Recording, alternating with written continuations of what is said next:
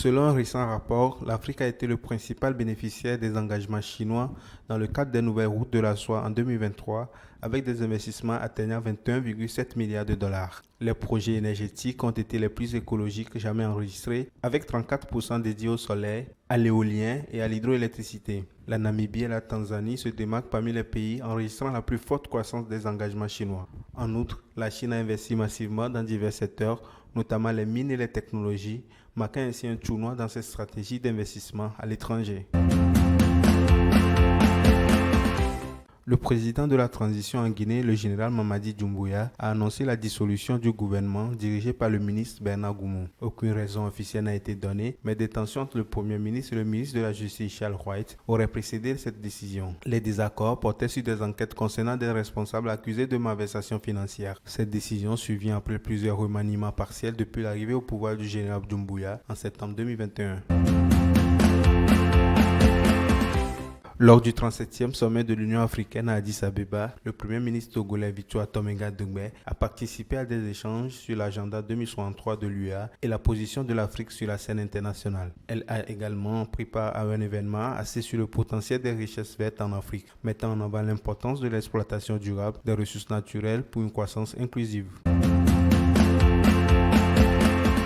Les ministres des Affaires étrangères du Togo, Robert Dussé, et de la Turquie, Hakan Fidan, se sont rencontrés en marge de la conférence de Munich sur la sécurité pour discuter de la coopération bilatérale. Ils ont examiné les progrès depuis la visite officielle de Recep Tayyip Erdogan au Togo en octobre 2021, ainsi que les possibilités de renforcer les liens dans les secteurs de l'agriculture, du commerce, de la défense et du tourisme. Des démarches concrètes ont été entreprises, y compris la signature d'accords et l'ouverture d'un centre d'études et de recherche de la Turquie à l'université de Lomé. Les échanges commerciaux entre les deux pays ont également augmenté, passant de 128 millions de dollars en 2021 à près de 200 millions de dollars fin 2022.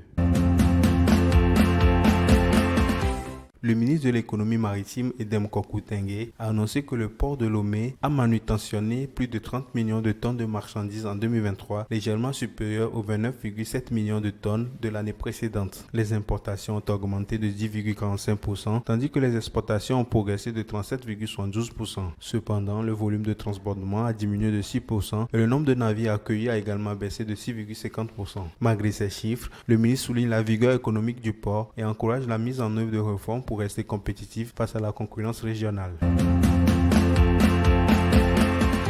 À Ibadan, au Nigeria, les habitants sont descendus dans la rue pour protester contre la crise économique qui sévit dans le pays. La dévaluation du naira et la hausse du taux d'inflation atteignant 29,9% en janvier ont exacerbé la difficulté financière des Nigérians. Les manifestants expriment leur colère face à la mauvaise gouvernance, la flambée des prix de denrées alimentaires et la hausse des tarifs des transports, conséquence des réformes gouvernementales telles que la suppression des subventions à l'essence.